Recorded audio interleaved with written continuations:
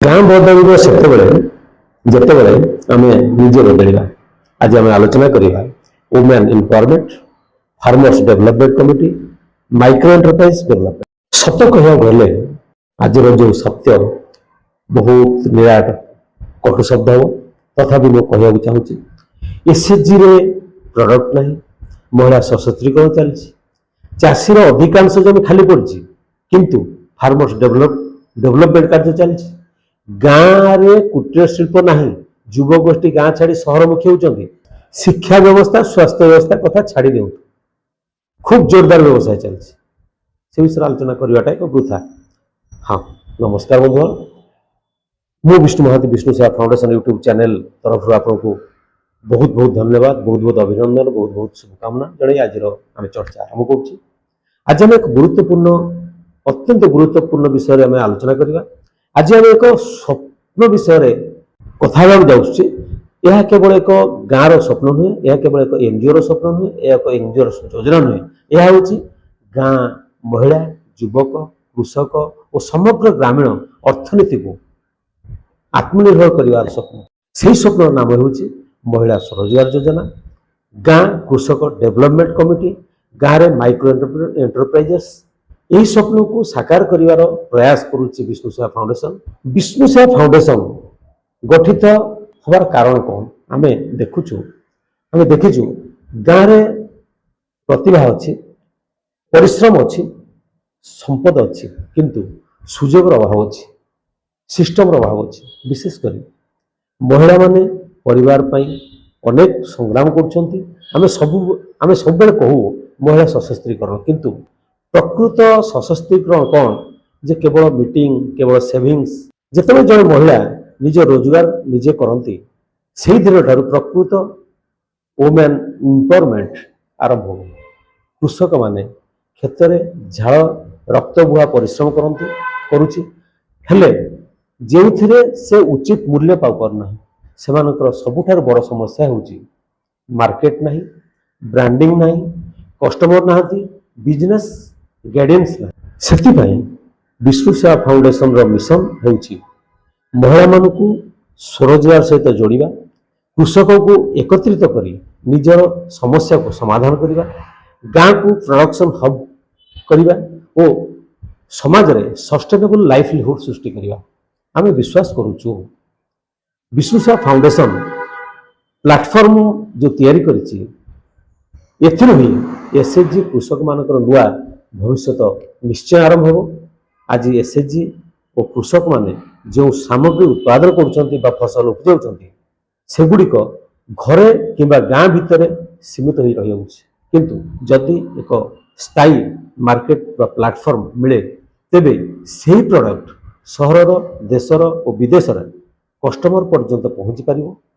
ବିଷ୍ଣୁ ସେବା ଫାଉଣ୍ଡେସନ ହେଉଛି ସେହି ପ୍ଲାଟଫର୍ମ ଯେଉଁଠାରେ ଗ୍ରାମାଞ୍ଚଳର ସେଲ୍ଫ ହେଲ୍ପ ଗ୍ରୁପ ବା ସ୍ୱୟଂ ସହାୟକ ଗୋଷ୍ଠୀମାନେ, କୃଷକମାନେ ନିଜ ପ୍ରଡକ୍ଟ ପ୍ରଦର୍ଶନ, ବିକ୍ରୟ ଆଉ ବ୍ରାଣ୍ଡିଂ କରିପାରିବେ। ଏସ୍ଏଚ୍ଜି ଆଉ କୃଷକ ମାନଙ୍କର ରୋଜଗାର କିପରି 10 ଗୁଣ ବଢ଼ିପାରିବ।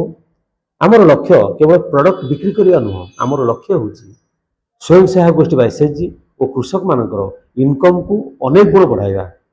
ଯେତେବେଳେ ଏସ୍ଏଚ୍ଜି ବା କୃଷକମାନେ ଟ୍ରେନିଂ ପାଇବେ, ପ୍ୟାକେଜିଂ ଶିଖିବେ, ବ୍ରାଣ୍ଡିଂ କରିବେ, ମାର୍କେଟ ସହିତ ଯୋଡ଼ି ହେବେ, ସେତେବେଳେ କ'ଣ ହେବ?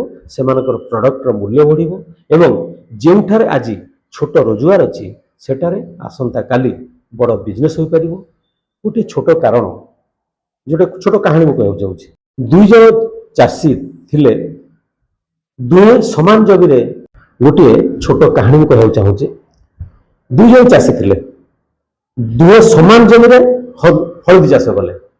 ପ୍ରଥମ ଚାଷୀ ହଳଦୀକୁ କଞ୍ଚା ଅବସ୍ଥାରେ କିଲୋ 25 ଟଙ୍କାରେ ସେ ବିକ୍ରି କରିଦେଲା, କିନ୍ତୁ ସେଇ ଜାଗାରେ ଦ୍ୱିତୀୟ ଚାଷୀ କ'ଣ କଲା? ହଳଦୀକୁ ସଫା କଲା, ଶୁଖାଇଲା, ଗ୍ରାଇଣ୍ଡିଂ କଲା, 100 ଗ୍ରାମ ପ୍ୟାକେଟରେ ପ୍ୟାକ୍ କରି ନିଜର ବ୍ରାଣ୍ଡ ଲଗାଇ ଏବଂ 180, 250 ପର କେଜି ହିସାବରେ ସେ ବିକ୍ରି କଲା। ଚାଷ ଦୁହେଁ କରିଥିଲେ, ଫରକ କେବଳ ଚିନ୍ତାଧାରା, ଆତ୍ମବିଶ୍ୱାସର ଆଉ ଉନ୍ନତ ଚିନ୍ତାଧାରା। ଫାର୍ମର୍ସ ଡେଭଲପମେଣ୍ଟ କମିଟି कृषक एका लड़ी पार ना आम एकाठी हाँ पड़ो मार्केट सर्वे करा पड़ो डिमांड देखी चाष करा पड़ो प्रोसेसिंग करा पड़ो ब्रांड करा पड़ो तेबे कृषक आय बढ़ कौन सत ना मिछ आपको करने ही पड़ो जदि कृषक आय बढ़िया को चाहिए जदि कृषक डेभलप चाहिए ताले सब जिन करने ही पड़ो माइक्रो एंटरप्राइज आज गाँव में केवल चाष नुहे बिजनेस हम आचार मसला महू सोरिष तेल सुखिला खाद्य मिलेट प्रस्तुत प्रोडक्ट जो अच्छी बाउंसर कला सब मनीष ही करुँच आज बड़ बड़ कंपानी तैयारी सब मनीष ही तैयारी गाँ हेब प्रोडक्शन हब विष्णु सेवा फाउंडेशन आउ एक बड़ स्वप्न हो प्रत्येक गाँव को एक प्रोडक्शन हब रूपे गढ़ी तोलिया कृषकर फसल अमल पर सेगुड़िक गाँव में ही कौन गाँव में मसला उत्पादन कर कौन गाँ शुद्ध तेल तैयारी कौन गाँ महू तैयारी कौन गाँ हर्बल प्रोडक्ट तैयारी कौन गाँ बंबू प्रोडक्ट तैयारी कर प्रत्येक गाँ निजर एक कौन परिचय सृष्टि कर युवक और युवती सुजोग आसो आज अनेक युवक युवती रोजगार पाई बाहर को जाउछंती किंतु जदि गाँव में प्रोडक्शन प्रोसेसिंग पैकेजिंग मार्केटिंग और बिजनेस डेवलपमेंट आम आरंभ करवा तेबे रोजगार गाँव में ही सृष्टि हम आज जो युवक युवती आज जो गाँ छाड़ी सहर मुखी होती निजर प्रदेश छाड़ी राज्य छाड़ी अन्य राज्य को जब पड़े जाती बंद होमर इच्छा आम चाहूँ जे गाँव पुओ झील निज गाँव में रही सम्मान सहित जीविका अर्जन करूँ विष्णु सेवा फाउंडेशन प्रयास और आगामी यात्रा जो आम स्थिर कर विष्णु सेवा कौन कर विष्णु सेवा फाउंडेशन केवल एनजीओ नुह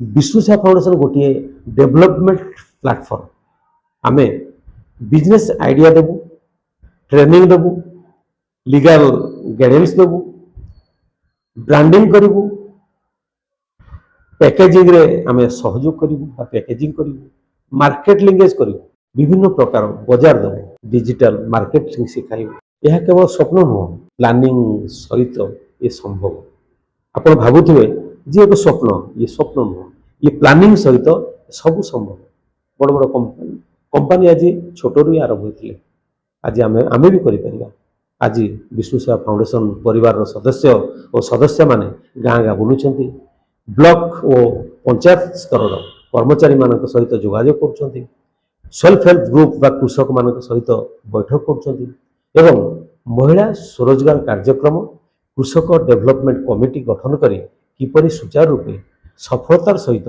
लक्ष्य स्थल में पहुँची पारू से निरंतर प्रयास जारी रही प्रयास आगामी दिन में जारी रमर विश्वास जड़े महिला जड़े कृषक आत्मनिर्भर हेले गोटे परिवार बदल गोटे परिवार बदलले गोटे गाँ बदल गोटे गाँ बदलले आम ओडिशा एवं भारत बदल आपन को मोर गोटे अनुरोध गोटे दीप अंधार हटाई पारे ना किंतु गोटे गाँव जदि 500 दीप जल समग्र गाँ आलोकित हो विष्णु सेवा फाउंडेशन चाहूँगी प्रत्येक एसएचजी माँ बा प्रत्येक स्वयं सहायक गोष्ठी गोटे गोटे दीप हो गोटे प्रत्येक कृषक गोटे दीप हो प्रत्येक युवक गोटे दीप हो आउ से दीपर आलोक आम गाँ आम समाज आम देश उन्नतिर पथरे आगे चलू जदि आपण चाहूँगी गाँ बदलू महिला आत्मनिर्भर हूँ कृषक सम्मान सहित बचो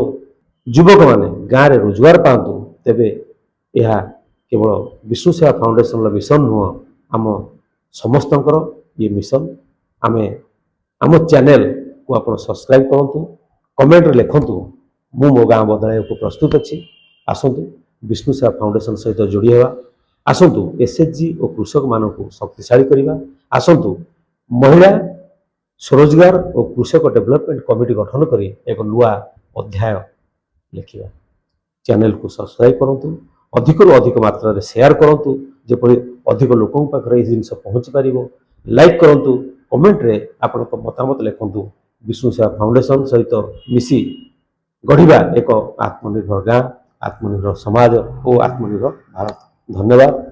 जय किसान, जय नारी शक्ति, जय हिंद,